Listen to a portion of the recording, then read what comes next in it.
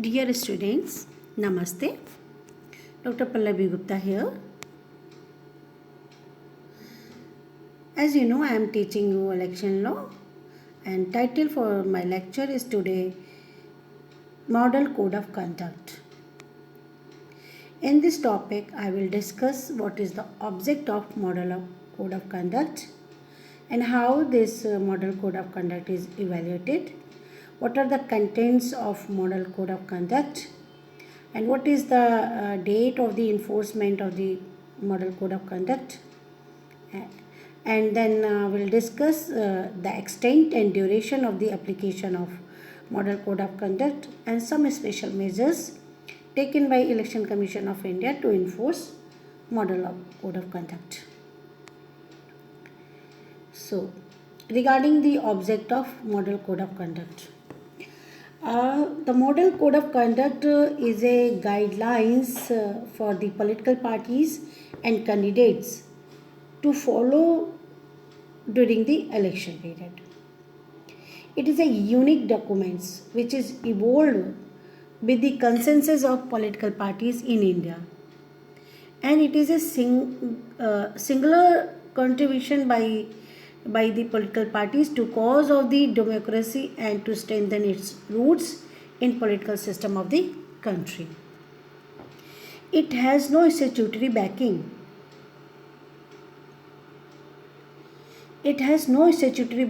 And many of its provisions are not legally enforceable. For public opinion, it is the moral sanction for its enforcement. It is armed with the moral sanction. The Election Commission ensures its observance by political parties, including the ruling parties at the center and in the states. And candidates in the discharge of its constitutional duties of superintendence, direction and control of election to parliament and state legislature under Article 324. So the fact that the political parties have themselves consented to abide by the principles embodied in the Model Code of Conduct also binds them to respect and observe it in the spirit. So under Article 324 of the Constitution of India, power has been given, or we can say conferred power on the Election Commission to strengthen the roots of democracy.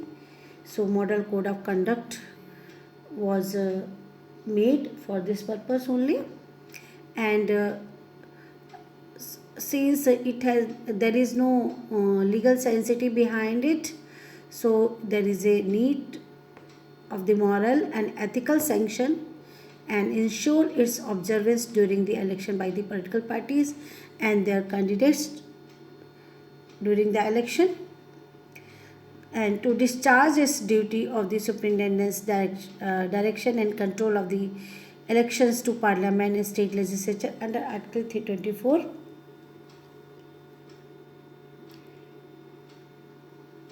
Election Commission is empowered as I already told.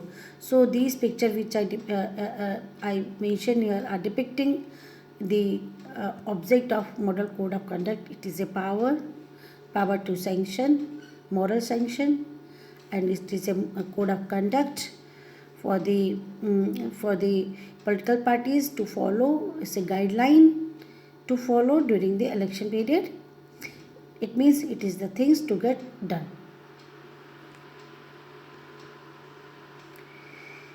And we can say the under scoring the object of Model Code of Conduct, the Supreme Court observed in the Election Commission of India versus Rajaji Matthew Thomas case. What was intended by the Model Code of Conduct was that no sanction should be taken by a party in power in close proximity to the date on which the elections are announced, so as to drive any benefit therefrom during the elections, or to disturb the level playing field for all political parties involved in the electoral process. So, or we can say Kerala High Court also observed regarding the object of Model Code of Conduct is that the object of Model Code of Conduct is not to stop all government activities pending elections, simply because government function would also result in some benefit to public at large. The Model Code of Conduct has no statutory backing, and many of its provisions are not legally enforceable. But violation of the Model Code of Conduct and direction of the Election Commission cannot be ground to invalidate election. It can only be brought to the notice of the Election Commission to initiate appropriate action against the party or the candidate concerned. So we can say it is the moral or ethical sanction behind it. Regarding the evaluation of Model Code of Conduct, as it is not made in one day.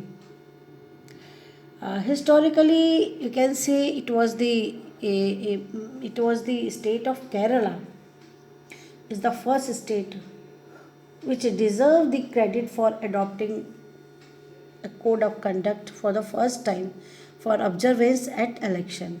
So the model code of conduct which we have at present day, it is evaluated in a process since 1960, and state of Kerala is the first state who observed this model code of conduct in their state in 1960 on the eve of the general election to the Legislative Assembly of the Kerala.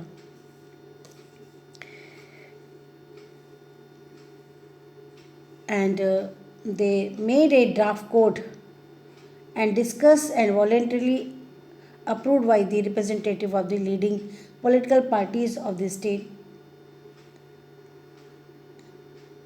The code covered important aspects of the electioneering like meeting and procession, speeches, slogans, posters, and placards.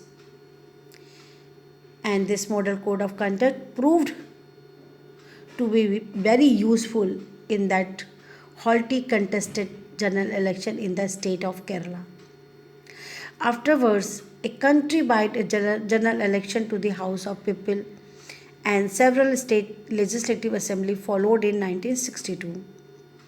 So, the Election Commission circulated that code to all the recognized political parties in India and to the state government, requesting the state government to secure its acceptance by all parties contesting election in their state. And it was also reported that by and large the code was generally followed by the parties and the candidates, and consequently the election campaign were conducted in a peaceful and orderly manner almost everywhere. So the first effort was taken by the state of Kerala. Then election commission has taken a step in 1962. Then again for the general election in 1967, this code was adopted by the state of Kerala in and the in the state of West of Bengal also draft code in the similar way as the state of Kerala made the code, and they discussed the West Bengal discussed about this code with the party representative in January 1967, and conveyed by the chief minister of the state. So though all the parties present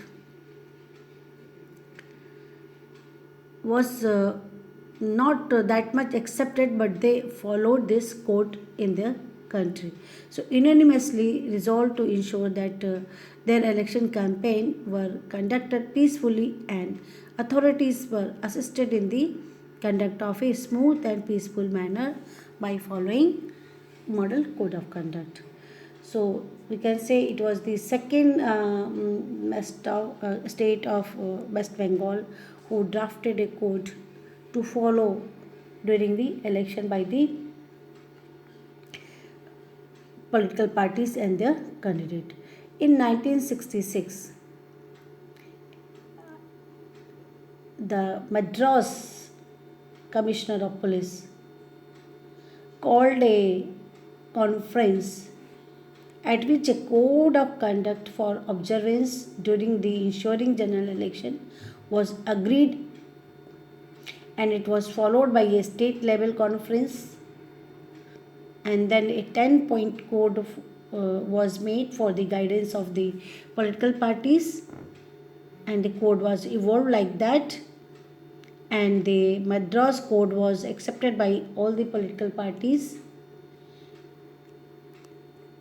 And after that, the state of Andhra Pradesh also accepted this code in 1967.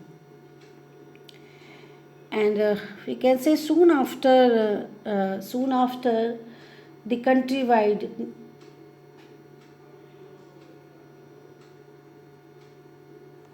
yes soon after the countrywide general election in 1967 and midterm general election in 1968 and 1969,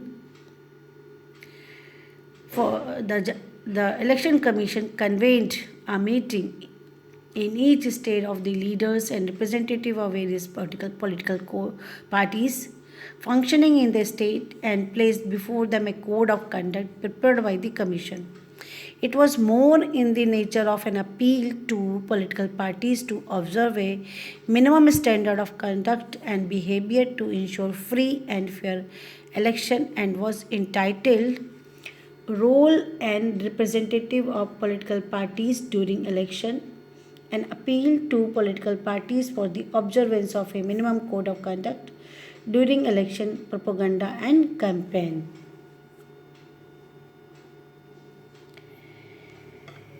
So, a similar appeal were reiterated by the Commission at the time of the next round of general election to the House of People and certain state assemblies in 1971-72. And in 1974, a midterm general election to certain state assembly was about to conduct. The election commission issued a revised model code of conduct for the guidance of the political parties and candidate in 1974 again.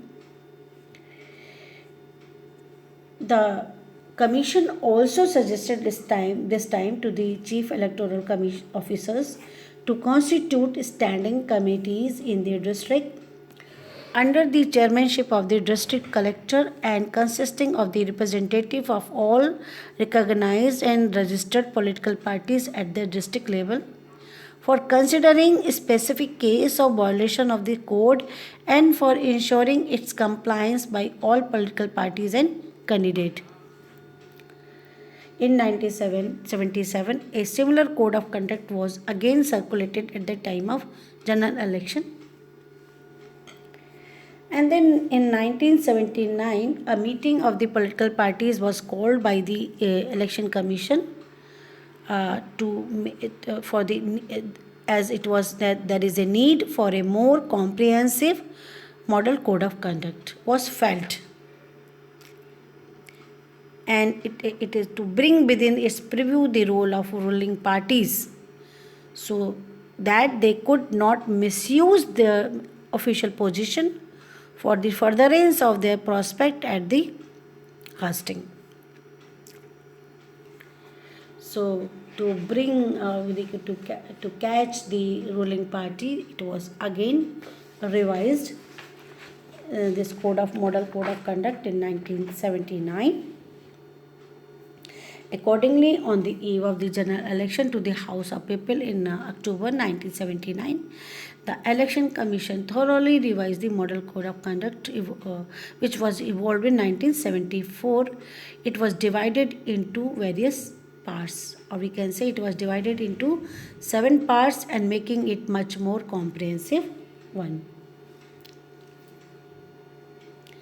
Although in 19 in this the model code of conduct, which was evolved in 1979, was subsequently was revised, and it was reissued in January 1991 and constitutes the present model code of conduct.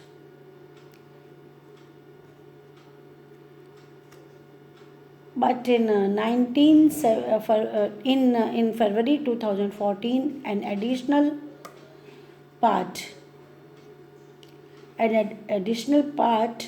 part 8, has been added to regulate the issue of manifestos by political parties pursuant to direction of the Supreme Court in the case of S. Subramaniam Balaji versus the Government of Tamil Nadu and others in 2013.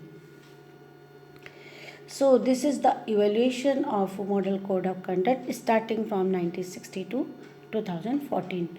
Now it has 8 parts.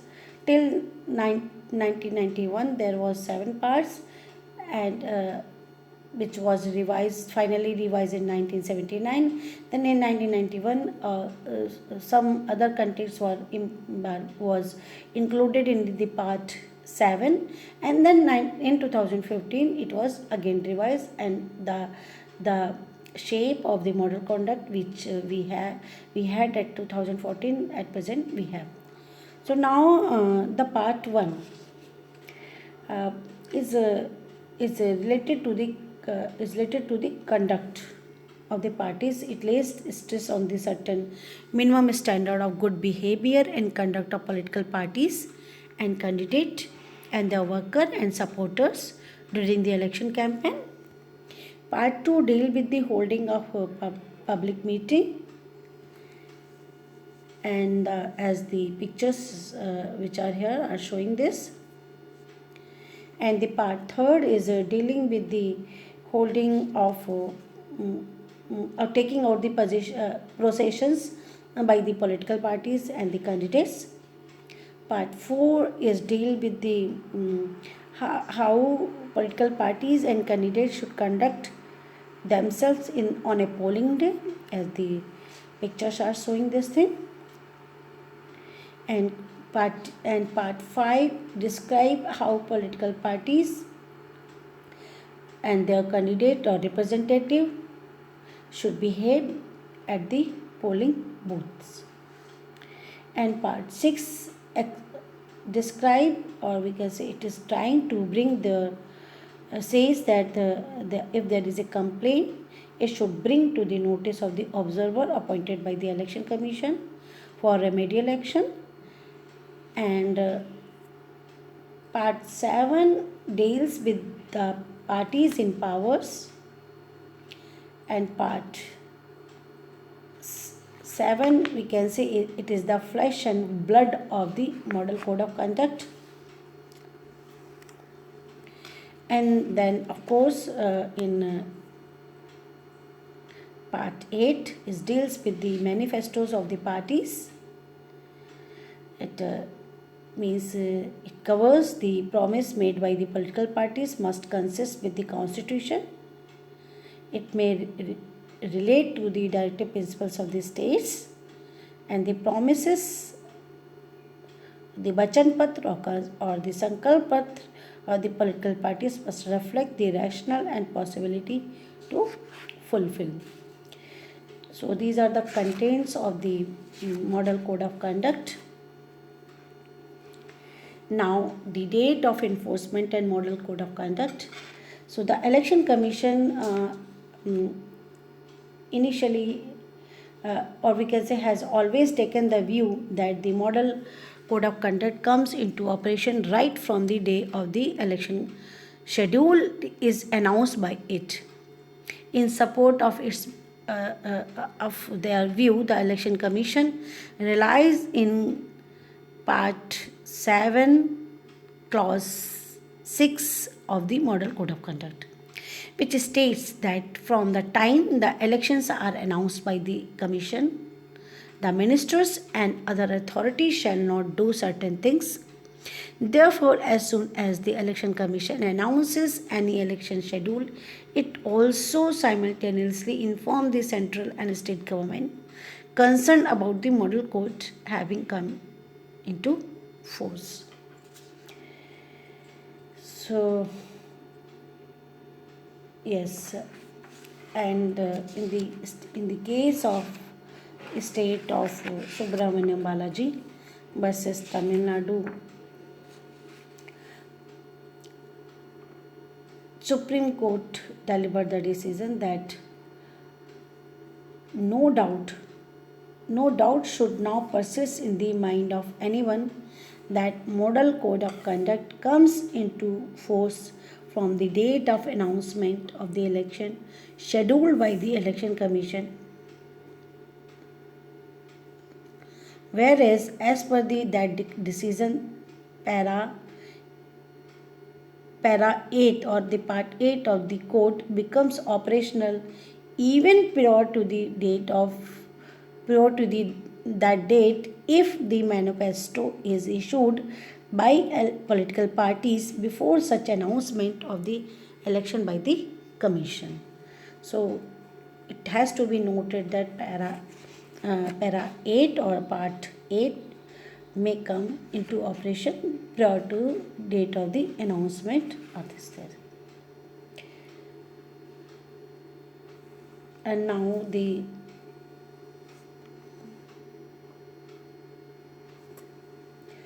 extent and duration of the application of the model code of conduct. Yes, earlier initially we can say the election commission had the view that the model code applies in relation to all election to the parliament and state legislature, whether to upper house or lower house, but it subsequently revised its stand on its on this issue in 1997 and enforced it only at the time of election to the House of People and State Legislative Assembly, but not in relation to the election to the Council of State and State Legislative Council.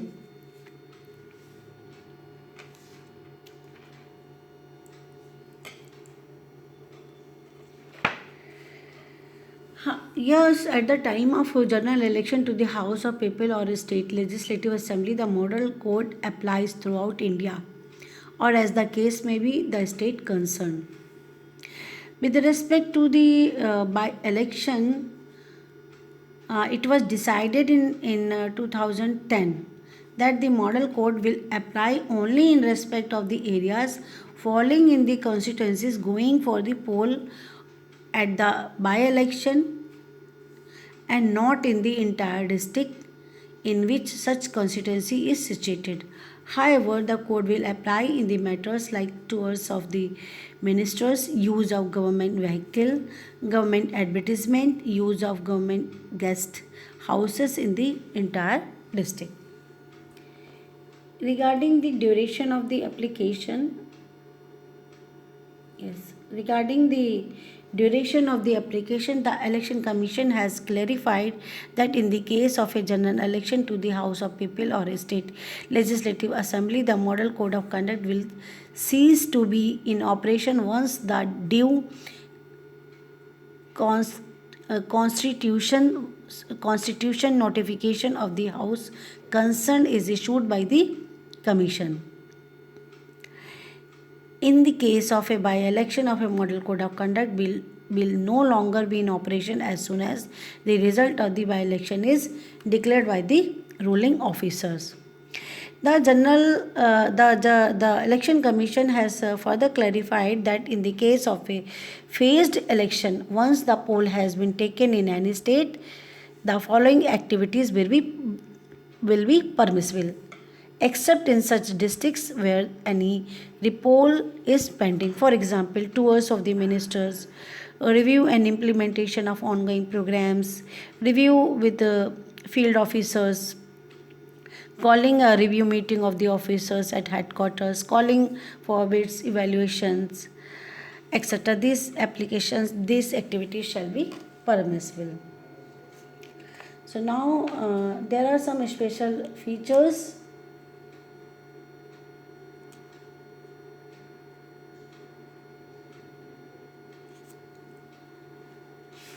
Yes, there are certain we can say certain features, special features, which uh, Election Commission of India taken to enforce the Model Code of Conduct. As you can see here that I have written, Model Code of Conduct shall be issued only by the Election Commission of India. There is no doubt in this regard. So, and regarding the role of RBI, RBI is a final authority to take decision regarding the monetary policy, and Ministry of Finance regarding the approval of by the Ministry of Finance from uh, Election Commission of India.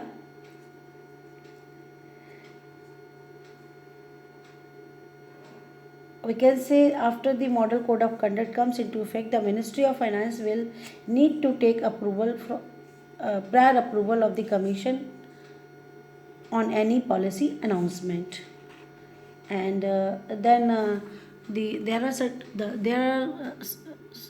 some types of the work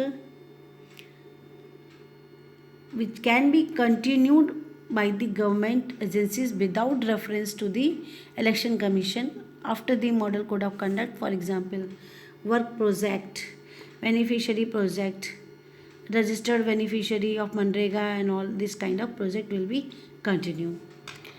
And there shall be no bar to release of the funds for the completed portion of any work.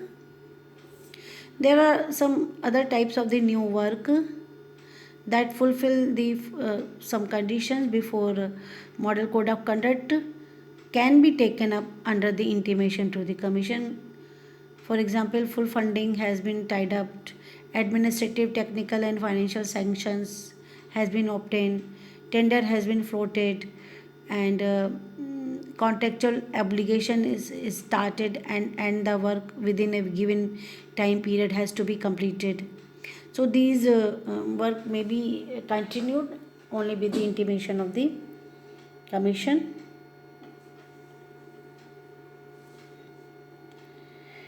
And global tenders already floated can be evaluated and finalized where any time limits are specified. Tenders other than the global tenders that are already floated may be evaluated. Commission invariably takes a humanitarian views on the work that are necessitated due to man-made or natural calamities. And there are some types of the activities will also require prior permission of the Commission. For example, proposal for revival of the sick policy sectors, fresh auctions of the liquor bans, etc. New works and project cannot be taken up without discretionary fund or whatever the nature. Signing on any memorandum of undertaking or an agreement where the government is a party will also require prior clearance by the Commission. No land allocations. Area of operation of any existing project or scheme or program cannot be extended. So these are the activities which require prior permission of the election. Regular recruitment or appointment or promotion through the UPSC, State Public Service Commission, Staff Selection Commission, or any other statutory authority can continue. Recruitment through non-statutory bodies will require prior clearance of the Commission.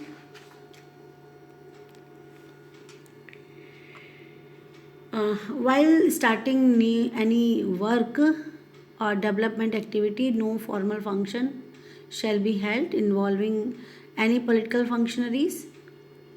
Where work are to be undertaken or functions are to be held in fulfillment of international commitment, prior concern or the permission of the Commission is required. And all government of India reference to the Election Commission of India shall be made, preferably through the cabinet secretaries. So these are the activities which required consent of the consent or permission or approval of the Election Commission of India. These are the special measures which are taken by the Election Commission to enforce Model Code of Conduct. So the new topic, although I forget to mention here, but the new topic for my lecture will be the content of the Model Code of Conduct that I will discuss in detail. Thank you very much for watching me and listening me.